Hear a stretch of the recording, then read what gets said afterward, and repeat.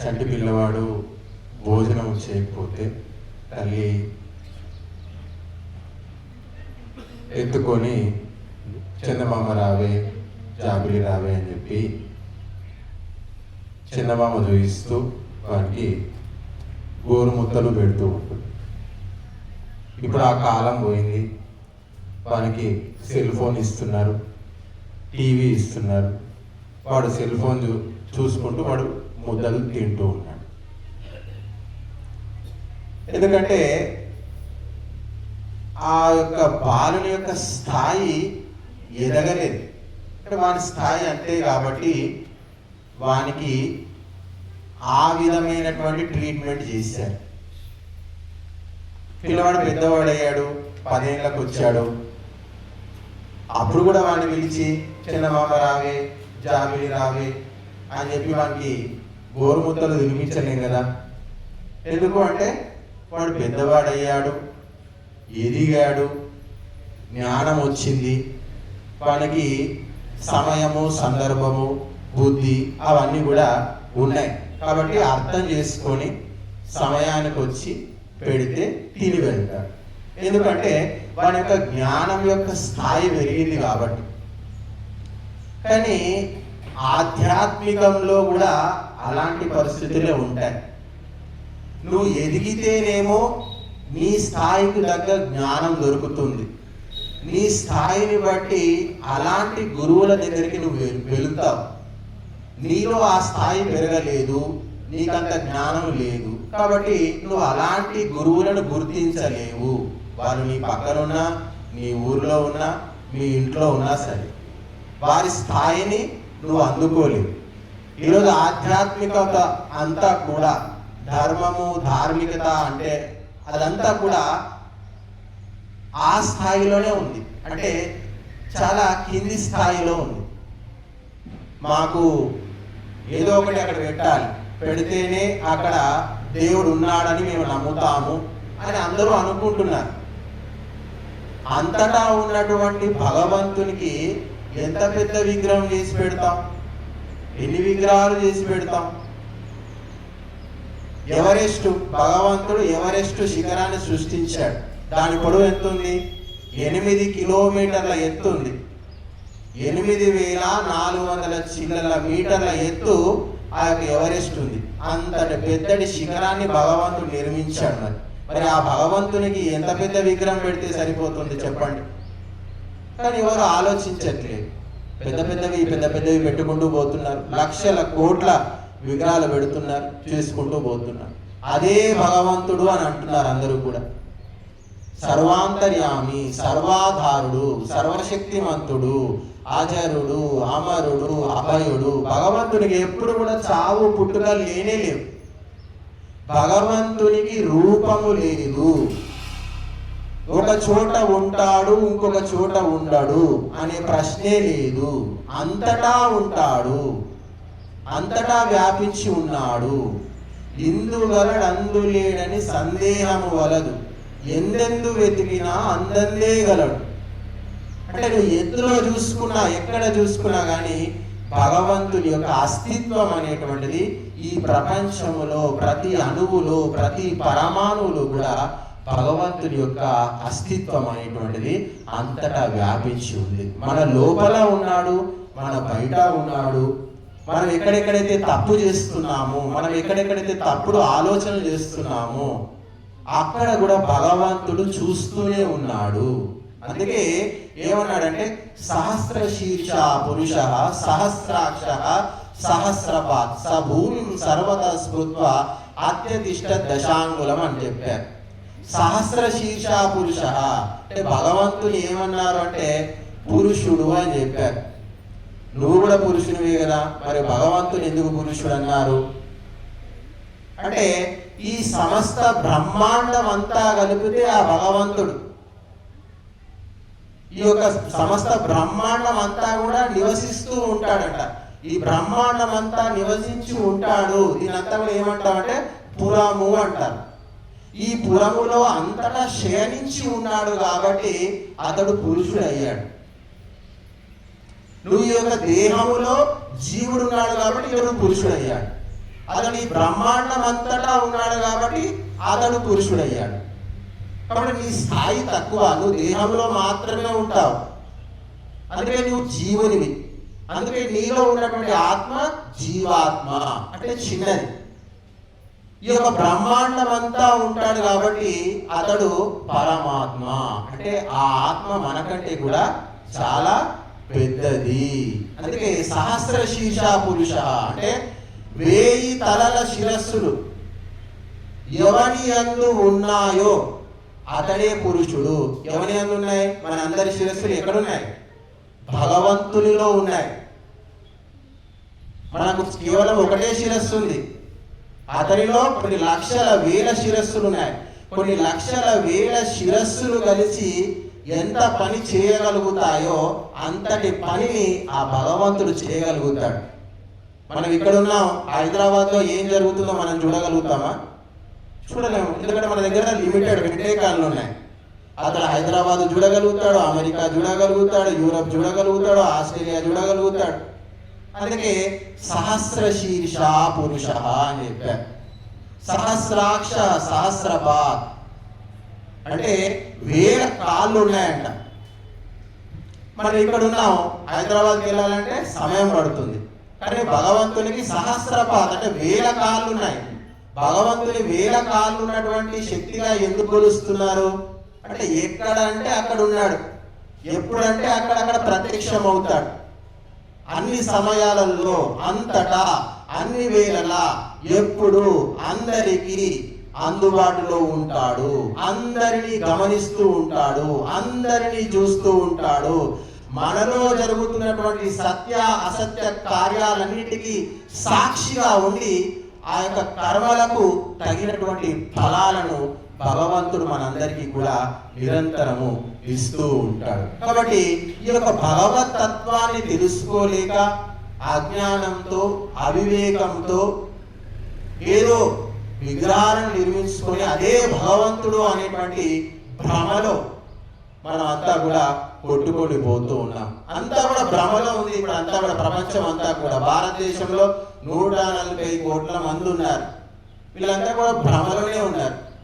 మనమంతా భ్రమలో ఉన్నామా వాస్తవికతలో ఉన్నామా అంటే భగవంతుని యొక్క తత్వ చింతనలోనే మనం ఓడిపోయాం.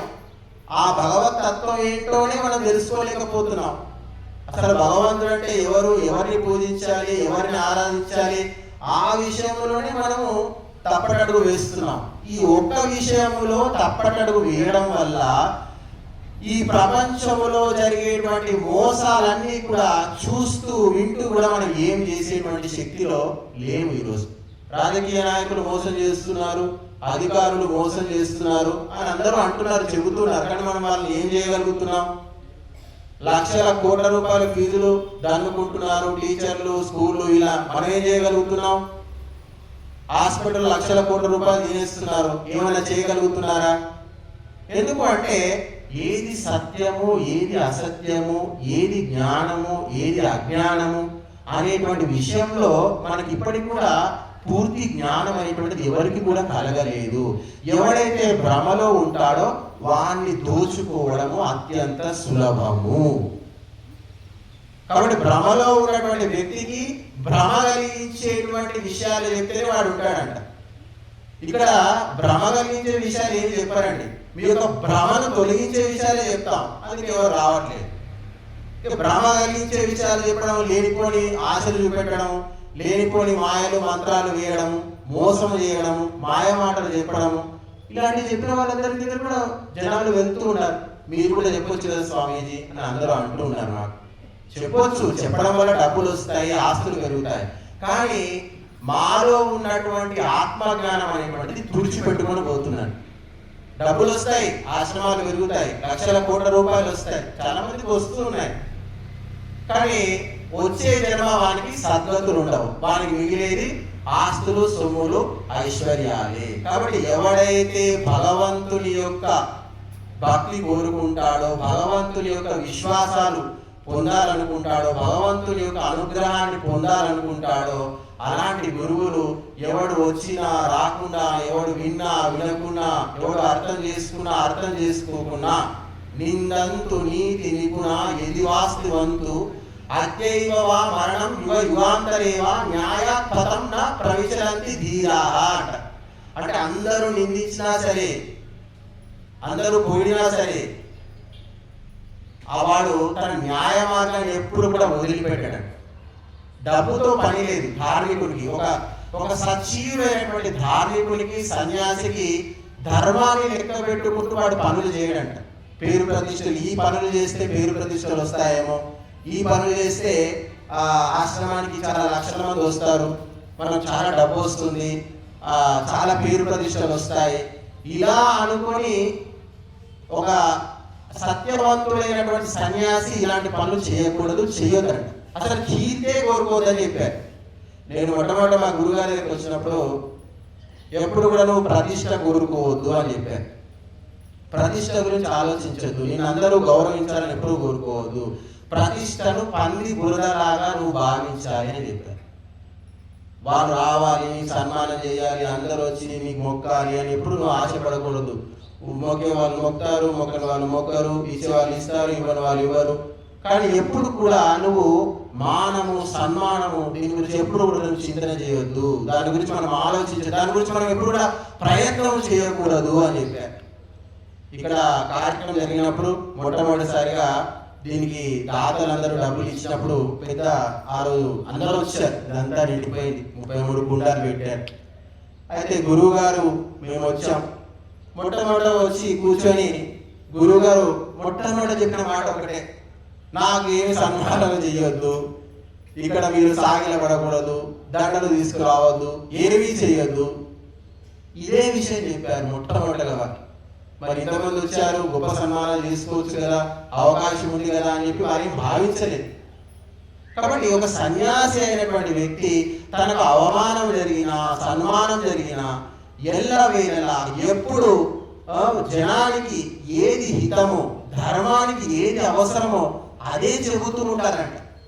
జనాలకు ఇష్టం ఉన్నా ఇష్టం లేకపోయినా, మేము ఎన్నోసార్లు చెప్పాం మద్యము, మాంసం గురించి, చాలా మంది మమ్మల్ని అసహించుకున్నారు, రాలేదు. అయినా కానీ మనము సత్యాన్ని చెప్పడం ఎప్పుడు కూడా మరువద్దు అని చెప్పి మనకి శాస్త్రాలు చెబుతూ ఉన్నాయి. ఆస్తులు, అబద్ధాలు చెప్పి ఆస్తులు సంపాదించుకోవచ్చు, కానీ సత్యం చెప్పినటువంటి వ్యక్తికి సద్గతులు కలిగిస్తాయి, సద్గతులు వస్తాయి. వాడు చనిపోయిన తర్వాత ఉత్తమమైనటువంటి జన్మలు పొందుతాయి. కాబట్టి ఈ జన్మలో బతుకుతూ ఐశ్వర్యము, ఆడంబరము, ధన సంపాదనలు కోరుకునేటువంటి వ్యక్తులు, గురువులంతా కూడా జనాలను మభ్యపెట్టించి, మాయ చేసి, ప్రలోభానికి గురి చేసి, లేనిపోని మాయలు చూపించి డబ్బులు దండుకుంటున్నారు. అందరూ అక్కడికి వెళుతున్నారు, వాళ్ళదే మార్కెట్ అంతా కూడా నడుస్తూ ఉంది. ఎవరైతే సత్యం చెప్తున్నారో, ధర్మం చెప్తున్నారో వాళ్ళు నడవట్లేదు. మరి దానివల్ల నష్టపోయేది ఎవరు అంటే, ముఖ్యంగా నష్టపోయేది జనాలే. జనాలు నిరంతరం కూడా విచక్షణతో మెలగాలి, సత్యాసత్యాలు గ్రహించేటువంటి బుద్ధిని పెంపొందించుకోవాలి. అలా పెంపొందించుకున్నప్పుడే వాళ్ళు లాభపడగలుగుతారు. ధార్మికమైనటువంటి కార్యక్రమాలు అంటే ఏదో బ్రాహ్మణుడు వస్తాడు, తూతు మంత్రంగా చేసుకుంటూ వెళ్ళిపోతారు అనేటువంటి పరిపాటి ఒకటి మొదలైపోయింది ఈరోజు సమాజంలో. కానీ ధర్మం అనేటువంటిది నలుగురికి 4 విషయాలు చెప్పడం, వాళ్ళందరికీ కూడా జ్ఞానాన్ని ఇవ్వడం, సత్యాన్ని బోధించడం. అందుకే భగవంతుడు వేదాన్ని ఇచ్చాడు. ఎట్లా వెళ్తావు, ఒక సన్యాసి ఎట్లా వెళ్ళాలి, జనాల్లోకి వెళ్ళి ఏం చేయాలి అంటే వేదం చెప్పాలి, అక్కడ యజ్ఞం చేయించాలి. అక్కడ ఇవి రెండూ కాకుండా వేరే చేయిస్తే ఆ సన్యాసి అధోగతి పాలవుతాడంట, వారిని నమ్ముకున్నటువంటి జనాలు కూడా అధోగతి పాలవుతారు అని చెప్పి శాస్త్రాలు చెబుతూ ఉన్నాయి. కాబట్టి శాస్త్రం అంటే శాసించేటువంటిది. అది ఏం చెప్పినా కానీ మన ఆత్మోన్నతికి, మన యొక్క ఇహలోకంలో ఉన్నతికి, పరలోకంలో ఉన్నతికి, ఈ రెండింటికి తోడ్పడేటువంటిదే శాస్త్రం అని చెప్పారు. అందుకే తస్మాత్ శాస్త్రం ప్రమాణంతే కార్యాకార్యం వ్యవస్థితం అని చెప్పారు. అంటే నువ్వు ఏ పని చెయ్యాలి, ఏది చేయకూడదు, ఏం మాట్లాడాలి, ఏం మాట్లాడకూడదు, ఏమి తినాలి, ఏమి తినకూడదు, ఎట్లా వ్యవహరించాలి, ఎట్లా వ్యవహరించకూడదు, ఈ విషయాలన్నీ కూడా శాస్త్రోక్తంగా ఎక్కడైతే జరుగుతుందో అక్కడ దేవతలు వచ్చి నివసిస్తారట. దేవతలు సకల సంపదలని కూడా ఆ భూమిలో వచ్చి ధారపోస్తావని చెప్పారు. కాబట్టి ఈరోజు శాస్త్రాన్ని మనం విడిచిపెట్టాం. ఈ దేశం అంతా కూడా శాస్త్రాన్ని విడిచిపెట్టింది. కేవలం సాంకేతికత, టెక్నాలజీని పట్టుకొని ఇప్పుడు మనమంతా కూడా ముందుకు వెళ్తూ ఉన్నాం. కాబట్టి మొన్న మోడీ ఒక స్టేట్మెంట్ ఇచ్చారు, ఇక ముందు మనం ఏ దేశం మీద కూడా ఆధారపడకూడదు. ఏ దేశం మీద మనం ఆధారపడ్డా మన జీవితం అనేటువంటిది అభద్రంగా ముందుకెళ్తుంది. మన జీవితం అనేటువంటిది ముందుకెళ్ళేటువంటి అవకాశం లేదు. మన జీవితానికి ఒక భద్రత అనేటువంటిది లేదు అని చెప్పాడు. ఈ విషయం నుంచి ఎప్పటి నుంచో చెప్తున్నారు మా గురువు గారు. మేము కూడా శాస్త్రాలు ఎప్పుడో చదువుకున్నాం. ఇప్పటికి కూడా మనం ఇంగ్లీష్ మీదే ఆధారపడ్డాం. అమెరికా దగ్గరికి పోయి మనం టెక్నాలజీ తెచ్చుకున్నాం. ఇన్ని రోజులు వాడు ఊరుకున్నాడు కాబట్టి మంచోడు అన్నాం. ఇప్పుడు వాడు తనివేస్తున్నాడు కాబట్టి మనం తయారు చేసుకోవాలి అని చెప్పి కొత్త పాట పాడుతున్నారు. ఎందుకు అంటే మనకు దీర్ఘదృష్టి అనేటువంటిది లేదు. దీర్ఘకాలంలో ఏం జరుగుతుంది, రేపు 100 సంవత్సరాల తర్వాత ఈ దేశం ఎట్లా ఉండాలి, 50 సంవత్సరాల తర్వాత దేశం ఎట్లా ఉండాలి, 1000 సంవత్సరాల తర్వాత దేశం ఎట్లా ఉండాలి, అలాంటి ఒక ప్రణాళికలు ఉండాలట. విజన్ అంటాడు చంద్రబాబు. వస్తే ఏమంటాడు, విజన్ 2020, విజన్ 2024. చంద్రబాబు ఎప్పుడు ఇలాంటి స్టేట్మెంట్లు ఇస్తూ ఉంటాడు. అంటే మనకు 30 సంవత్సరాల తర్వాత మన దేశం ఎట్లా ఉండాలి, తర్వాత ఏం బాగుపడాలి, అప్పటి వరకు మనం ఏం తయారు చేసుకోవాలి, ఏమేమి ఉండాలి, ఇలాంటి ఆలోచనలు మనకు లేవు. ఎందుకు లేవు, ఎందుకు రావట్లేదు అంటే మన దేశానికి పట్టినటువంటి దరిద్రత ఏంటంటే ఈ దసరా పండుగ క్షత్రియుల పండుగ అని చెప్పారు. క్షాత్రము అంటే యుద్ధము చేసి రాజ్యాలు స్థాపించాలి, కొత్త కొత్త రాజ్యాలు, కొత్త కొత్త దేశాలను ఆక్రమించుకోవాలి. మనం యుద్ధాలు చేసి ప్రపంచాన్ని గెలవాలి. అది మన చేతుల్లోనే ఉంది. మనం యుద్ధం చేసి ప్రపంచాన్ని గెలవకపోతే ప్రపంచం అంతా కూడా ఇతర మతాలు, ఇతర సాంప్రదాయాలు అన్ని కూడా వ్యాపిస్తాయి. యుద్ధం చేసి దేన్ని స్థాపించాలి, వేద ధర్మాన్ని స్థాపించాలి. వేదం కోసం యుద్ధం చేయాలి. ఒక ముసల్మాన్ ఎందుకు యుద్ధం చేస్తున్నాడు, ఖురాన్ కోసం యుద్ధం చేస్తున్నాడు, ఇస్లాం మతాన్ని స్థాపించడానికి యుద్ధం చేస్తున్నాడు. ఒక క్రైస్తవుడు ఎందుకు యుద్ధం చేస్తున్నాడు, బైబిల్ని స్థాపించడానికి, యేసుక్రీస్తు మతాన్ని స్థాపించడానికి యుద్ధం చేస్తున్నాడు. మరి మనం దేనికోసం యుద్ధం చేస్తున్నాం, దేనికోసం యుద్ధం చేయట్లేదు. మనం బతకాలని యుద్ధం చేస్తున్నాం. తెలుసా మీ అందరికీ, మనం ఎట్లా బతుకుతామో, ఎవడొచ్చి చంపుతాడని మనం యుద్ధం చేస్తున్నాం. వాళ్ళందరూ యుద్ధం చేయట్లేదు. ప్రపంచాన్ని ఆక్రమించుకోవాలి, ప్రపంచాన్ని మొత్తం కూడా వాళ్ళ సిద్ధాంత పరం చేయాలని చేస్తున్నారు. కాబట్టి సిద్ధాంతం లేదు కాబట్టి మనం పొట్టకూటి కోసం, మన ప్రాణాలు మనం కాపాడుకోవడం కోసమే మనం యుద్ధం చేస్తున్నాం. ఏ జాతి అయితే యుద్ధము చేయదో, ఏ జాతి అయితే ఎప్పుడు యాక్టివ్గా ఉండదో, ఇతర దేశాలను ఆక్రమించుకోవాలని కోరిక ఉండాలంట రాజుకి. అన్ని దేశాలు నా దేశంలో కలుపుకోవాలి అనే భావన రాజుకు ఉండాలంట. ప్రతి మనిషికి ఉంటుంది. ప్రతి ఇంట్లో 100 ఎకరాలు సంపాదించుకున్న వ్యక్తి ఇంకా 100 ఎకరాలు సంపాదించాలని ఉండదా? అదే విధంగా రాజుకు, మంత్రికి, వీళ్ళందరికీ కూడా మన దేశాన్ని విస్తరించాలి అనే కాంక్ష ఉండాలంట. చైనాకు ఆ కాంక్ష ఉంది. అందుకే వాళ్ళు మొన్న ఒక పెరేడ్ చేశారు. అందరిని పిలిపించేది, పెద్ద పెద్ద బాంబులు తయారు చేసి ప్రదర్శన చేశారు. రష్యా అధ్యక్షుడు పిలిపించాడు, మన వాళ్ళని కూడా పిలిచారు. పోలే, ఎందుకంటే నువ్వు మా మీదకి ఎక్కువ పెట్టావు కాబట్టి మేము వచ్చి ఎందుకు చూస్తాం, మాకేం అవసరం, మనం చంపడానికి తయారు చేశాడు వాడు. అవన్నీ మనం పోయి అక్కడ చూసుకుంటూ కూర్చుంటామా? అందుకే నేను రాను మోడీ అని చెప్పాడు.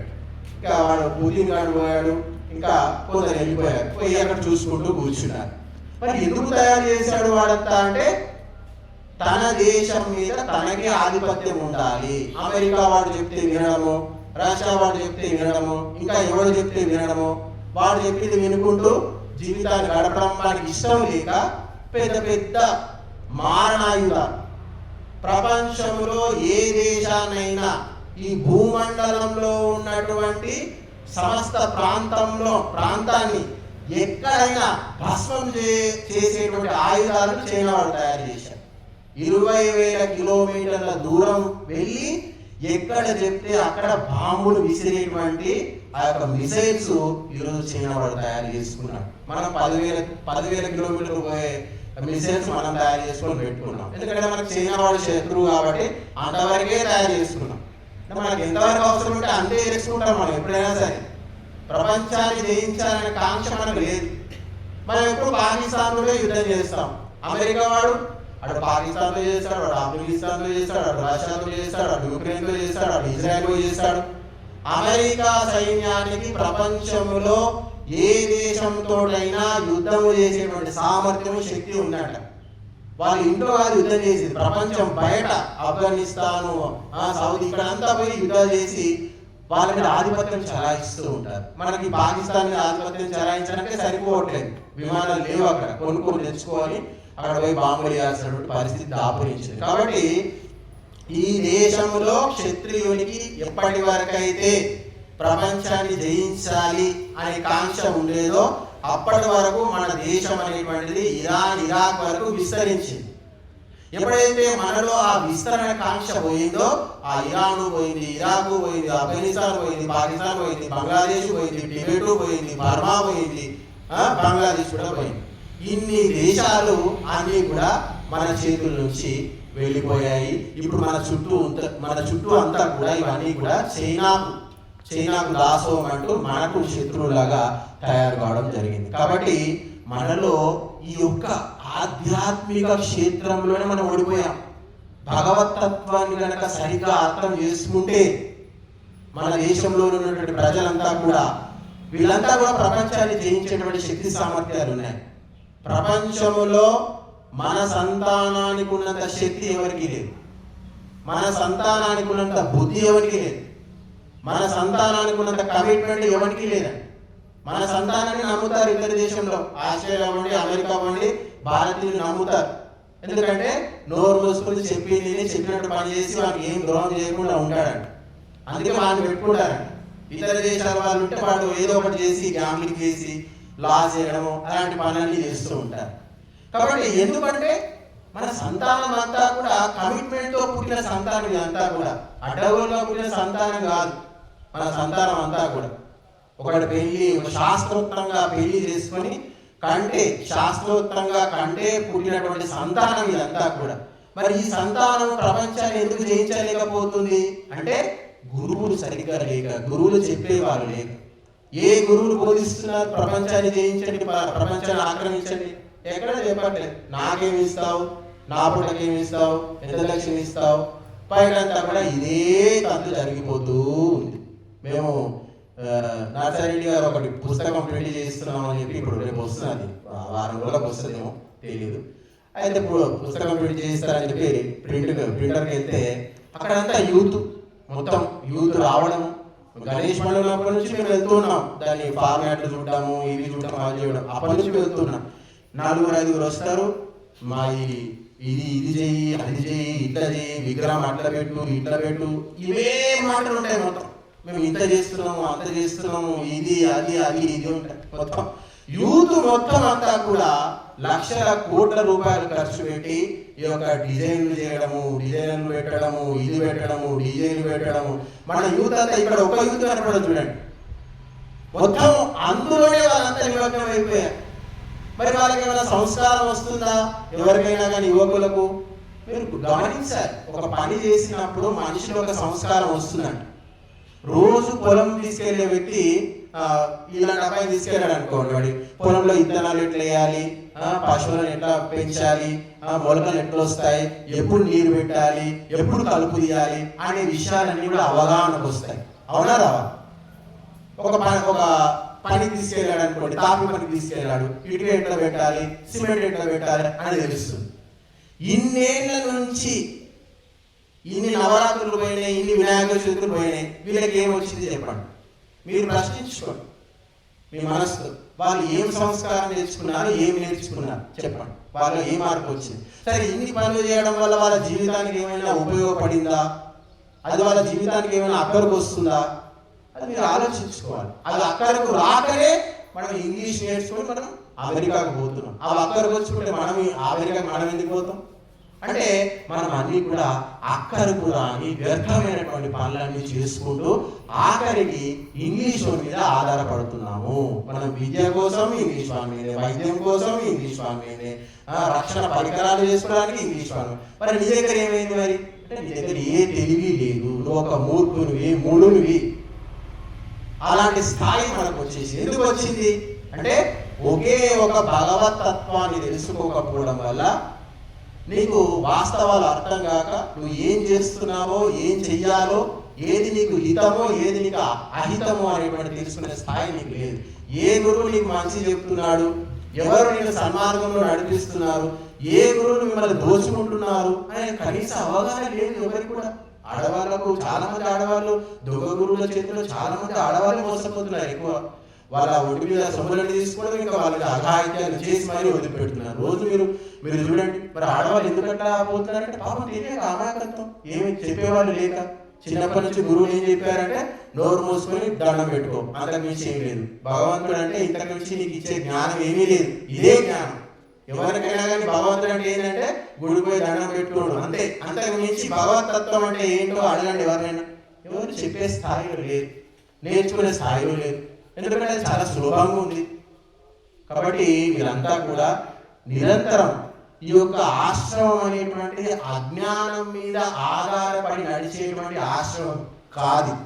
బయట సమాజం అంతా కూడా అజ్ఞానం మీద నడిచేటువంటి సమాజం అదంతా కూడా. ఇది జ్ఞానం మీద నడిచేటువంటి సమాజం. అందుకే 4-5 ఉన్నారు. ఎక్కడైనా కానీ బుద్ధిమంతులు 4-5 ఉంటారండి. మీరు ఇంత మాత్రం వచ్చారంటే మీకు ఎంతో కొంత అర్థమైంది, తెలుసుకున్న వాళ్ళే ఉన్నారు ఇక్కడంతా కూడా. వారు వచ్చారు ఎల్లారెడ్డి నుంచి, వారికి అవగాహన ఉంది.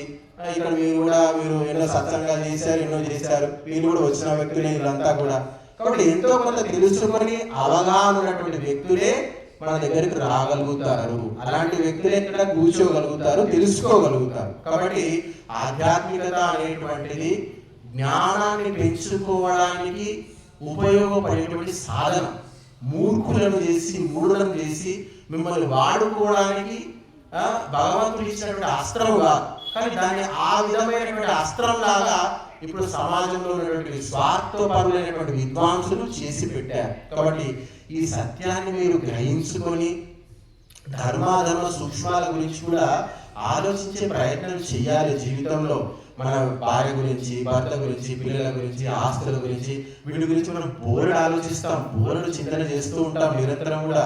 ఎంత కూడా పెట్టాలి, ఎంత వెనుకేసుకోవాలి, వీనికి ఏమి ఇవ్వాలి, వానికి ఏమి ఇవ్వాలి, వానికి పైసలు ఇచ్చాడు, వాడికి మీతి ఇస్తాడో ఇవ్వడు, ఎంత ఇస్తాడో ఏందో ఏం కథనో, ఇలాంటి చాలా విషయాలు మనం ఆలోచిస్తూ ఉంటాం జీవితం అంతా కూడా. కానీ ధర్మం గురించి కూడా అప్పుడప్పుడు ఆలోచిస్తూ ఉండాలి. 50-60 సంవత్సరాల వరకు సంపాదించారు, పెట్టారు, కానీ తర్వాత కూడా మనము దాని గురించి ఆలోచిస్తే. కాబట్టి మనుషులు అజ్ఞానం వల్ల భగవంతుడిని తెలుసుకోలేరంట. కడుపు నింపుకునే పిచ్చున్న వ్యక్తులు అంటే బాగా తినాలి, వీని కూడా ఎప్పుడు కూడా ధర్మం గురించి ఏమీ తెలియదంట. ఇక జల్బీ అన్నారు, అంటే ఎప్పుడు చూసినా ఏదో సొల్లుబాగుడు వాగుతూ ఉంటాడంట. వీళ్ళు కూడా ఎప్పుడు భగవంతుడిని తెలుసుకోలేరంట. ఇంకా కొందరు వేద మంత్రాలు వింటారు, అవన్నీ వింటారు, కానీ ఏదో పట్టించుకోరంట. ఏదో చేశాము తూతు మంత్రంగా చేసుకుంటూ పోతారంట. ఈ యొక్క 4-5 ఉన్నారే, వీళ్ళకు భగవంతుడు ఎప్పుడు తెలుసుకోలేరట. నతం విధాతాయ ఇమం జజాన యుష్మాకమంతరం బభూవ నియారేణ ప్రభుత్వ జల్ప ఉక్త శాశాశ్చరంతి అని చెప్పారు. అంటే ఆ యొక్క నీలో ఉన్నటువంటి, నీ బయట ఉన్నటువంటి భగవంతుడు నువ్వు తెలుసుకోలేవు. ఎందుకంటే నిహారేణ ప్రభుత్వ అంటే అజ్ఞాన అంధకారంలో నువ్వు విహరిస్తూ ఉంటావు. శాసు కృప అంటే ఎప్పుడు పొట్టబోసుకోవడానికి ఎదురు చూస్తూ ఉంటావు. జల్పి అంటే ఎప్పుడు ఏదో సులువాడు వాగుతూ ఉంటావు. ఇట్లా వేద మంత్రాలు చేస్తావు, ఏదో తూతు మంత్రంగా తుపకాయ మంత్రంగా చేసుకుంటూ పోతావు. కాబట్టి ఇందువల్లనే నీకు నతం విధాతాయ ఇమం జజాన, నువ్వు ఆ భగవంతుని, ఈ సృష్టి చేసినటువంటి ఆ భగవంతుని తెలుసుకోలేవు ఈ కారణాల వల్ల. కాబట్టి ఈ కారణాలన్నింటినీ మనం తొలగించుకొని మనము ఒక మంచి గురువును ఎంచుకొని ఆయన చూపించినటువంటి మార్గంలో నడుస్తూ నిరంతరం సత్కర్మలు ఎప్పుడైతే చేస్తామో అప్పుడు మన జీవితం అనేటువంటిది సార్థకమవుతుంది. భగవంతుడు వీనికి నేను మానవ జన్మ ఇచ్చాను, వీడు మానవోచితమైనటువంటి కర్మలు చేశాడు, మనుషులకు ఉపయోగపడేటువంటి కార్యాలు చేశాడు, లోకోపకరమైనటువంటి కార్యాలు చేశాడు. కాబట్టి వీనికి మళ్ళీ మనిషి జన్మ ఇవ్వడంలో తప్పు లేదు అనే భావన భగవంతుడికి రావాలి. ఆ భావన రావాలి అంటే నీ పుట్టుక నీకు సార్థకతను చేకూర్చాలి, నీ చుట్టూ ఉన్నటువంటి సమాజానికి కూడా నీ జీవితం అనేటువంటిది ఉపయోగపడాలి. అలా ఉపయోగపడినప్పుడే నీకు సద్గతులు కలుగుతాయి, మంచి జన్మ అనేటువంటిది లభిస్తూ ఉంటుంది. కాబట్టి మీరందరూ కూడా నిరంతరము ఈ సత్కార్యాలు చేస్తూ, ఈ సత్కర్మలో పాల్గొంటూ, అందరికీ చెబుతూ, అందరినీ ప్రోత్సహిస్తూ, మీరు కూడా మీకు తగినంత సహాయక సహకారాలు అందించి ఈ కార్యక్రమాన్ని విజయవంతం చేస్తారని భావిస్తూ ధన్యవాదాలు.